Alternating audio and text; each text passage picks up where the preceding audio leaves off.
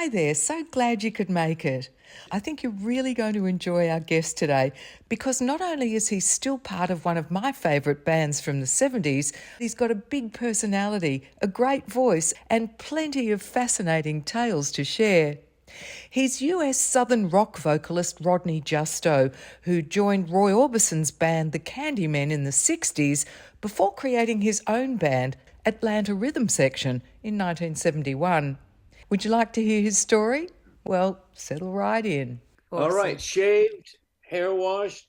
I've even got cologne on. And I can smell it all the way from the other side of the world. Rodney Justo, lovely to meet you. Thank you so much for You your know, time Sandy, you today. have the name of like a 1960s or 70s singer, and here she is, Sandy Kay, it's like a very commercial sounding name. Your name's not too bad either. Your name's done a hell of a lot more than what mine has, I have to tell you. I don't know about that. I have a thing about like my family's Spanish, but they wanted me to have the most Americanized name. So my last name is really Justo. But my father's name was Enrique, and they were going to name me Enrique. And a friend of theirs talked him out of it. I've always had a thing about people that are Spanish that have very American names, and I complain about it all the time. Like, hi, who are you? My name is Bambi Garcia. You know what I mean? Like Tiffany de la Torre. It doesn't make sense. But I'm a bad culprit because I say Justo when my name is Justo. Anyway, let's get on with this. Yes, ma'am. I want you to take me through your incredible career. You used to Right. sing on the radio as a kid. Tell me about that. Yeah, yeah. It's not like I was singing opera or anything. I was probably a six singing Let Me Call You Sweetheart. I sung it for my mother. It was on Mother's Day. How did you get to be on the radio? I have no idea. There's no one I can call to find out. I also sang once on when television was in its infancy. Somehow or another, I sang a song called Mr. Sandman. And while I was singing, the piano player made a mistake. Now, he was all of like probably 18 years old. But my father says you could see me getting mad on the television when the guy made a mistake. I used to be quite a perfectionist. Used to be? And I'm not so much anymore. You get older, and especially when it comes to like the Atlanta Rhythm Section, it's difficult to explain. But when people show up to see you, you're not trying to sell tickets and get people like when you're a kid and trying to get somewhere in life. They're all on your side. It's an unusual thing. We have a lot of fun when we play. I don't know why, because I'm a pain in the neck. I don't believe that for a minute. I know that you Sure. started off as a drummer. Yeah, I've forgotten that I was a singer. There were very few rock and roll bands, and I wanted to be a drummer, and I wanted to take this guy's job. My friend was playing this band, and the drummer couldn't make it. So my friend said, well, my buddy can make it. He's a drummer. So I showed up, and I said, well, I'm going to take the job of the guy who's there. Well, as it turns out, I later on went to a rehearsal, and I heard that guy play, and I went, I'm never going to be better than this guy. And at that same rehearsal, the singer didn't show up, and I knew the song. So I said, I'll sing it so you guys can learn the song. The guy who led the band says, well, you're not going to be our drummer, but you're going to be our singer. So that's how it happened. You start off, you don't know anything. Everybody's better than you, and then when you get a band together, you want to be the best band in your school. Then I want to be the best band in town. Yeah. Then it's the best band in the state. And what's holding me back here? I'm ready to go. So you obviously knew that you had some talent for singing. Were your parents musical too? My mother could sing, but she was very shy. My father was in law enforcement, but he wanted to be a writer. The band that you ended up singing for, the band you started singing for, was called E.G. and the Hi-Fis? Oh, yeah, right. So we joined up with another band that was a half a band called the Mystics. They were all Latin guys. We really got good, but then we got 10 or 11 guys, You'd like to start making some money. As a kid, I was a little ambitious. You did find a bit of success with them, didn't you? Well, success means so many things. I still run into people that when they say, I'll be out in town and say, yeah, this is Rodney. Oh, remember Rodney and the Mystics? Oh, yeah, I used to dance to him all the time. They don't know anything I've done after. My band used to back up all the artists that came into town. One of them was Roy Orbison. And so that's kind of how I got hooked up with Roy, because I met him. He was such a sweet guy. You also backed up for people like Gene Pitney, Neil Sedaka, Fabian, all of those Oh, guys. everybody. Now, how did you achieve that notoriety that they were booking you to back these guys? As I recall, the first time we played, there's a place 25 miles from here, Clearwater, Florida. And they were starting to put on these shows, bringing in national artists. And my band played there the first time in like a battle of the bands. Next thing you know, all these people were coming to town, and I'm backing them up. And I don't want to sound, I don't want to Go on, sound sound. too obnoxious, but I worked with virtually every artist that there was. I had a record in the '60s that came out. My band backed them up, and I didn't think any of those guys were any better than me. We would learn their hits. Maybe they had 2 or 3 hits. Some of them had a lot of hits, like Neil Sedaka, and even Orbison didn't have that many at that time. But we would do their hits, and then they all did the same stuff. What did I say? Let's do the twist. A Bo Diddley song, a Chuck Berry song. And there was essentially everybody sang the same song. So it wasn't that challenging. Who was your favourite to work with? Well, Roy was great. Gene Pitney was great. Neil Sedaka was very, very talented. He used to sit backstage playing piano, like, classical music and stuff. We kind of picked on Neil a little bit, because he's a little effeminate, so we busted his chops all the time. I'll tell you a story. I worked with Neil. I played 2 nights with him, one in Clearwater, the next in Tampa. And as he was walking out, he turned around and said, "Who's that singing?" He says, "My man, well, that's Rodney. That's the guy who was just on stage with him." He says, "I want to produce him." And I didn't know about this till many years later, that part of it. But I was supposed to go to New York, and he was going to produce some songs with me singing. And something happened. I remember I bought a new suit and everything, where he was on the Ed Sullivan show. So I got canceled. And I told my mother, I says, "It won't happen." She says, "What do you mean?" She says, "I just know, when people are excited about something, they're excited. If you have an excuse to wait a little bit longer, it's like a girl. If you got a girl, she's excited, you better, lack of a better word, jump on it, Get with it, let's say." So were you very disappointed? Yes, I was disappointed, but I got a new suit out of it. Hey, something good came out of it, right? Tell me a little bit about Roy Orbison, because you became quite friendly with him, didn't you? Roy was the sweetest guy you could imagine. He was just a good guy. And I'll tell you, I've told this story before, but I'll be brief. My last night with my band, I was working with the Four Seasons. And Frankie Valli, we went out to eat at a diner after the show. And Frankie ordered a cheese omelet. And he turned to me and says, "Rodney, this is the best cheese omelet I've had since I left New Jersey." I never heard of a cheese omelet, okay? What do I know? That was some exotic to me. But I was so happy that Tampa had something as good as New Jersey. So I said, "Well, I'm leaving my band. I'm going to work with Roy Orbison." He said, "Roy Orbison is the nicest guy in show business." I'd known him for years. In fact, he'd already produced a record on me as a single artist. That's a really big compliment when somebody of that stature talks about someone else and says he's the nicest guy in show business. Well, Roy died, I think about 1987 or 88. And I picked up Rolling Stone. And the first paragraph says something like, "Roy Orbison was the sweetest guy in rock and roll." And I says, wow, this is so beautiful. For all these years, for that guy to still have that kind of a reputation Yeah. in that kind of business. I always notice how he treated people. I was at a recording session once, and the guy says, "Oh, Roy, I love those cufflinks." He took them off. "Yeah, they're yours." Wow. Takes them off and gives them to the guy. Roy was the first guy to travel with his own band. I ran into him in New York. I had just had a heart attack, and I knew that he'd had some sort of heart surgery. I says, "Roy, didn't you have some heart problems? He says, yeah, Rod, no. I had a quadruple bypass. Oh, yeah. And while he's doing that, he's smoking these French cigarettes Oh.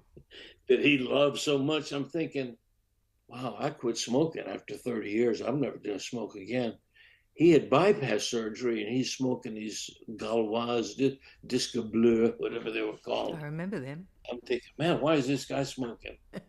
So, Rodney Justo, you're in the Roy Orbison band, you're on the road now, constantly travelling with the nicest guy in rock and roll. What was it like Yeah, for you? it was a chance to see the world. It started out where he couldn't afford to take the whole band. So he would take one person on his international tours. The Beatle tour, he took Bobby Goldsboro. And then he went to Australia the first time, was there twice, once with Rolling Stones and once with Beach Boys. The third time I was in the band, he didn't have money to let me go. So they paid me to stay home. So, how big were the Candymen? And how long were you with them for? Probably 4 years. We were as good as any group in America, Sandy. We were remarkably good. We would play in New York City. I mean, Jimi Hendrix would be in the audience, come up, request songs. You know, the Mamas and Papas, a bass player for the Who, John Entwistle. Can I sit in with you guys? You know, Al Cooper. We all got to be pals, you know. So it was a very, very exciting time. The Candymen developed a serious reputation as a great live band. They'd started life as the Webbs, co-founded by guitarist John Rainey and a young lead singer-guitarist named Bobby Goldsboro. When Bobby left to start what would become an incredibly successful solo career, Rodney Justo took his place. But sadly, success eluded them. I guess the wiring was wrong. You know, we couldn't get hit records, and you know, we just kind of all went our way. You did have a few hits. Yeah, the regional hits, you know, baby hits, but not enough to. Like I say, when joking around, sometimes I say we do some song. I don't say spooky, and I say, hey, here's the song that kept us out of the big money. You know, I could have picked any of the songs, but the Candyman was like that. We had adulation. I mean, I get on Facebook, I hear people say best band I ever heard of in my life to this day. Right. You know, I don't know what it was. We had something magical about us, but you couldn't get hit records, so we decided to go our own way. Three of us ended up being in the Atlanta Rhythm section. Times were different, Sandy, and people got a little opportunistic. You know, we had a chance to record some outside songs, but our management, producing, blah blah blah, they wanted to grab that money. You know, I'll tell you a couple songs that Al Cooper played for me. Two songs. He said, "You ought to record these songs." No, okay, I'll tell Buddy about it. No, we don't want to do any outside songs. I'm not even sure who it was, but I went to a Procol Harum concert in New York, and when I got introduced to him as one of the Candymen, he said, "Oh, I know who you are. Yeah, I got a song for you. I got a perfect song for you guys." And he starts putting "Conquistador, your stallion stands." Da, da, da, da, da. Go back and tell our producer, you know, I met this guy in the Procol Harum. He's got this song "Conquistador." He said it'd be great for us. No, we don't want to be doing the outside songs. Okay, I Me love that too, record. best. By the way, it's a good thing you don't have to learn the song because it makes no sense. You know? The words don't make any sense. No, I mean, "Conquistador, your stallion stands." Most songs have a beginning, a middle, and an end. You know, this thing is just helter skelter. Like what? It's like that other big hit that makes no sense. Skip the Last Fandango. What? If that song had made sense, it would have been one of the biggest copyrights of all time. The melody is so strong. Yeah. I love Procol Harum, and they were a big influence on the Atlanta Rhythm section. We used to do a Salty Dog live when we first got together. Yeah, because we were so enchanted with that chord progression. Just step back a little bit for me before you get to call yourselves Atlanta Rhythm Section. You left the Okay, Sandy Candymen. K. You left the Candymen in 1969 for a band called Noah's Ark. Yeah. Why? I had to eat, I had a family. It was just a local band. Ironically, it says Noah's Ark, but it was the Atlanta Rhythm Section. It was Barry, Paul, Robert, JR, and me. Now, their feelings were hurt that they didn't get to play on the record. And then the record came out and it says Noah's Ark featuring Rodney Justo. Like if it was my idea, they didn't like that. And I understand why, but still. And that record you're talking about was Purple Heart with the B-side Stormy, yeah? Right, yes. So what you're telling me is that Stormy was actually the Atlanta Rhythm Section? Yes, yeah. If you really listen to it right now, it'll make sense to you. I mean, you just listen to the music track and you hear it's a jazzed up version of Stormy. Yes, that was the Atlanta Rhythm Section. So, What happened was, with respect to the Atlanta Rhythm Section, I'm sitting home. I get a phone call from Buddy Bowie. Buddy Bowie was our Svengali. He wrote the songs, he produced the records, he managed us. This band was his dream. ARS. So I get a call. He says, Rock, I've been listening to a song, an album called Super Sessions. Stephen Stills, Al Cooper, Mike Bloomfield. If there could be a Super Sessions, why can't there be a super group? I don't know, buddy. Why not? He said, well, here's what I'm planning on doing. I'm building my own recording studio. I can record all I want to, whenever I feel like it. And I'm putting together a super group before the term was even heard of. And before anybody built their own recording studios. Yeah, that's right. So he tells me, I said, well, who's in the band? So I got Robert and Dean, from the Candymen, you, J.R. Cobb from Classics 4, who's a friend, and Barry Bailey and Paul Goddard, who were like the top two bass player, guitar players in Atlanta. So I says, okay. I packed up, moved to Atlanta.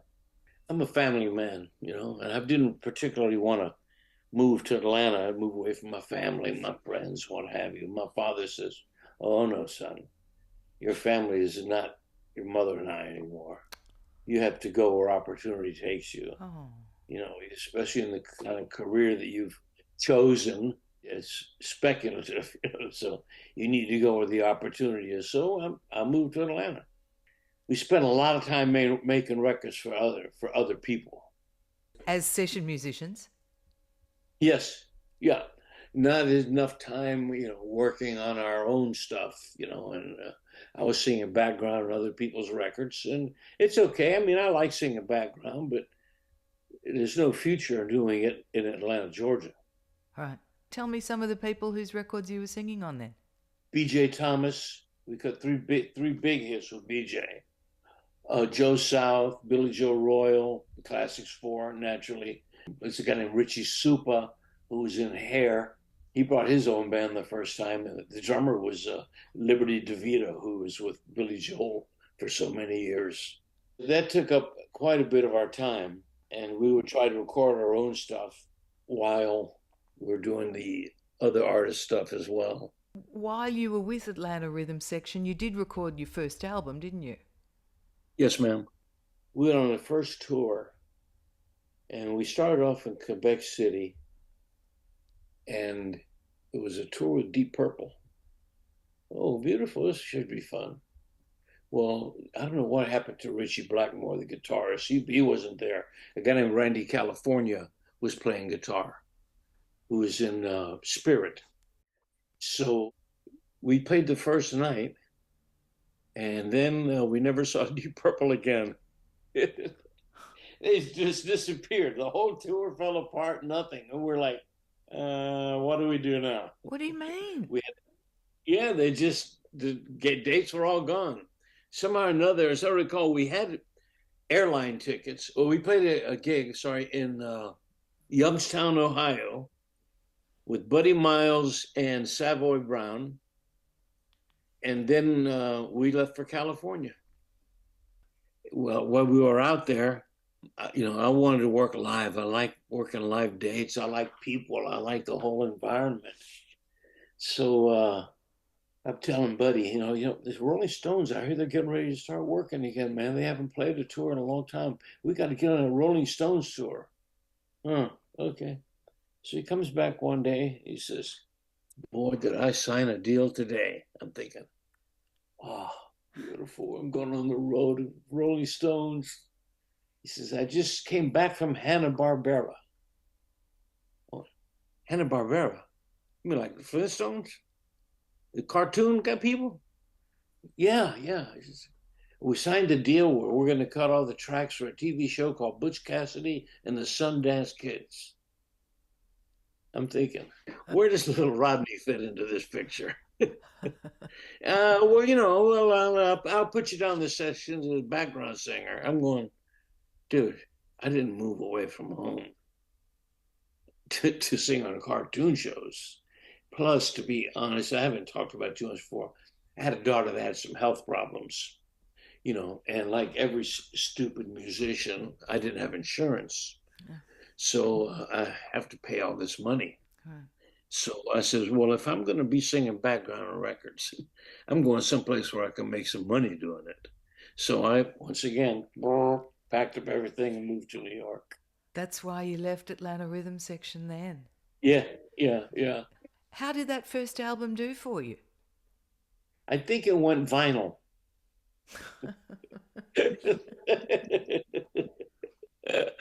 I wish it would have at least gone aluminum or something. I run to people now that are fans, and they're very nice to me. And they say, I wore the grooves off that first album, and I'm going, well, thank you. That's nice of you to hear. I can't complain because people always have been nice to me. There's the occasional haters. That's the nature of the world with the internet and Facebook and what have you. But Rodney Justo, you really were responsible, at least in part, for bringing about this whole Southern rock genre, weren't you?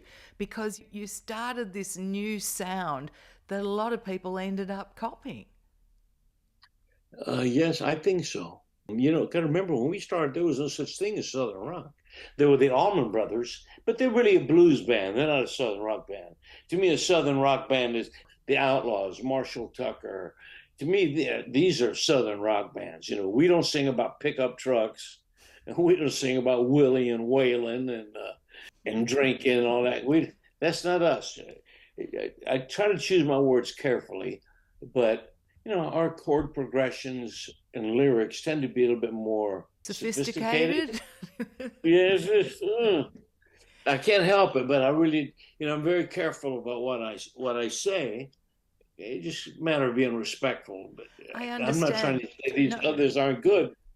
No, sometimes I hear some of these bands, and you hear one band, another band comes up, and I'm going, didn't I just hear that song? It sounds an awful lot like that song the other band did. And by the time you get the third or fourth band, it's like, I know I've heard these songs before. I don't know what the heck we are. We thought we were going to be a rock and roll band, but the hits became classic rock songs, in America at least. With those songs, as long as we put one foot in front of the other, we can work. But between So Into You and Imaginary Lover and Spooky, I'm Not Gonna Let It Bother Me Tonight, Do It or Die, Champagne Jam. I mean, those are pretty substantial hits. It was tough in the beginning for Atlanta Rhythm Section. Those first few albums did fail to generate any meaningful chart action.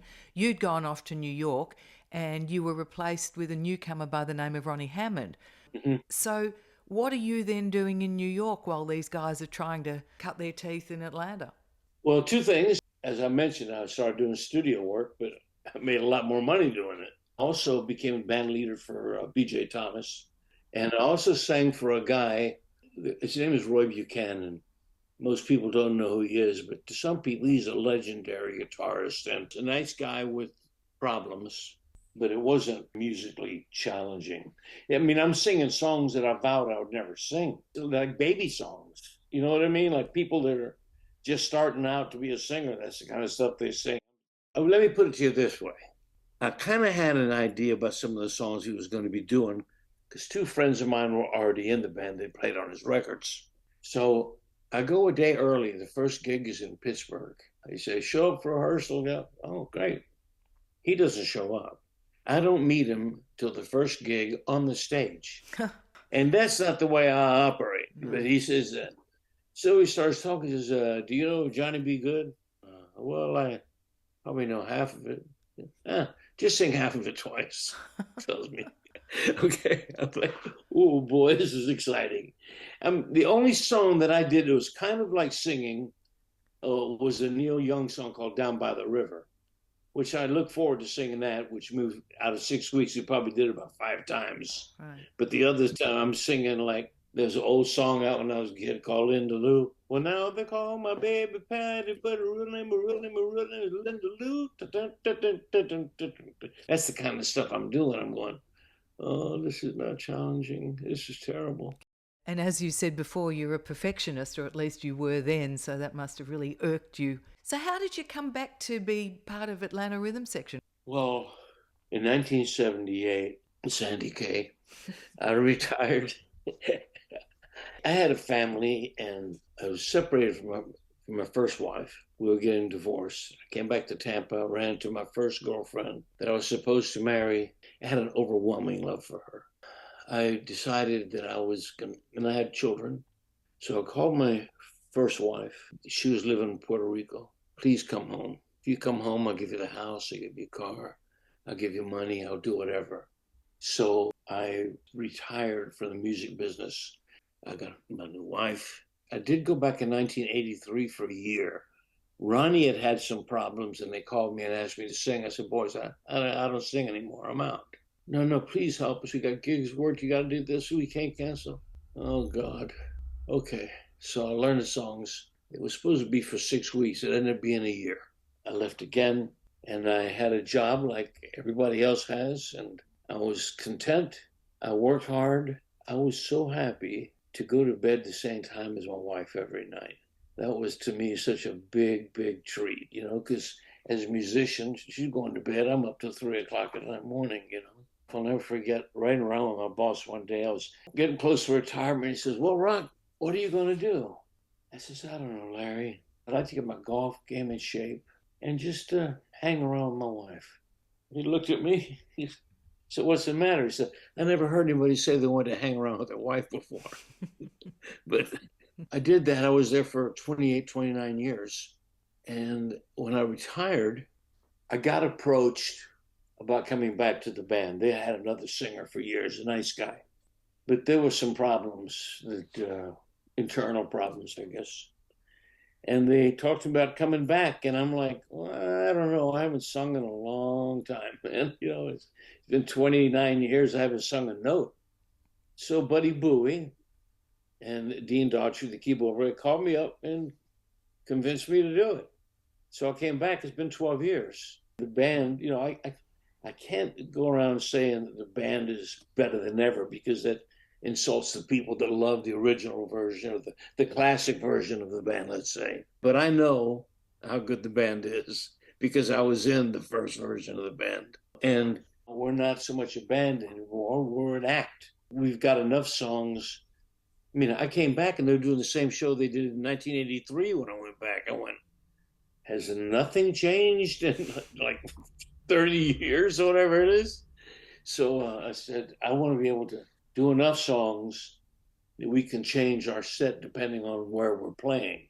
If we're playing on a date with Leonard Skinner, we're not doing Do It or Die. It doesn't make sense. I'm not going to be crooning songs. Right. So we do a more rock-oriented set. So we're able to do that. And I'll tell you, the other very unusual thing is that we're all pals.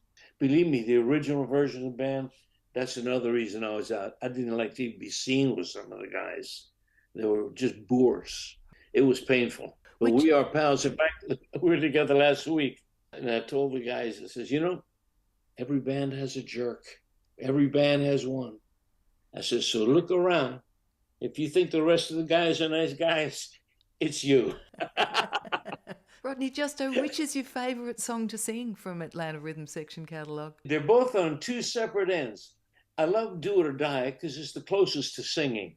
And at the other end, I love doing Champagne Jam because it just rocks. It just feels so good to sing it. So you're having a lot of fun these days out on the road with them, huh? Yes, I do. Let me put it to you this way. For the most part, I get on a plane, I get off the plane, usually somebody picks me up and they treat me really nice. I go sing, people give me money, more people treat me nice, and I come home. Sounds perfect to me. What's to walk away from? I mean, I'm no kid. I'm not an old man. I don't think like an old man. I still have a good time. I laugh every day about something. It's awesome. Well, you're in terrific shape, and I love your sense of humour and your optimism and Oh, your thank outlook on life. I just think you're fabulous. Of course, I don't know if we've ever really had any hits in Yeah, Australia. of course you have. All those ones you Really? reeled off. Absolutely. It sounds like crazy, but there's a big difference. Like in England, we never had a hit. Is that right? No, even though we played there without me, the other version of the band played. But I've been wanting to go back there for forever, and I would like for some of the other guys in the band that have really experienced international travel. I don't care about the money. I don't care. I don't care. I never cared about money. Well, it's not true. I never let money dictate things to me, put it that way.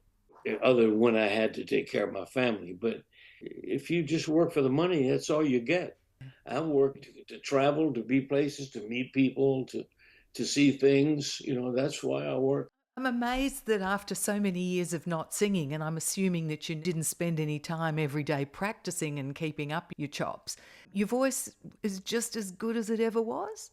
Yeah, yeah, I think they're little things. You go a long time without singing. It's like an exercise, I guess. And I was talking about Roy Buchanan. Roy Buchanan was always doing things with his fingers.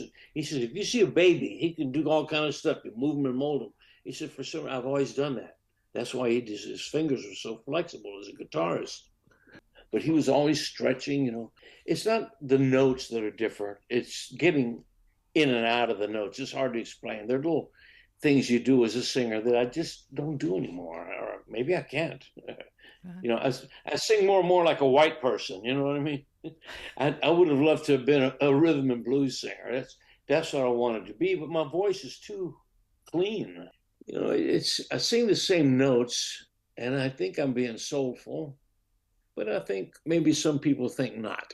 you know, I know singers that have these raspy voices, and oh, he's good. I'm going, not really. He just got a raspy voice. We love the Atlanta Rhythm section and we love your Thank voice, you. Rodney Justo. And I'm so thrilled that you're back with the boys in the band and having a fabulous time doing it. We are. We're having a great time. It's nice after the show. People, boy, you guys look like you're having so much fun. We are. I mean, we're pulling pranks on each other. Great. And It's as long great. as it doesn't affect the music, I'm pretty. I've been doing this a long time, and when I talk with promoters, they ask me to do things. I go, "You're the customer. I do what you want me to do." They look at me like I'm crazy, so long as it doesn't interfere with us sounding good. Which Atlanta Rhythm section song would you like us to go out on? Well, I'm assuming that you would want to give them a hit. So if that's the case, I would say probably Imaginary Lover, because I have the most fun with Imaginary Lover. I tell people that this is the last song we do at night. I say, I'd like to thank you for coming out. I've had a good time. We'd like to let you know that we are the Nostradamus of rock and roll. They call us like Rockstradamus because now the big thing, everybody, is about selfies. Let's take a selfie. Can I have a selfie? Let's do a selfie and put the camera up. Well, we wrote about selfies 40 something years ago. We called it Imaginary Lover.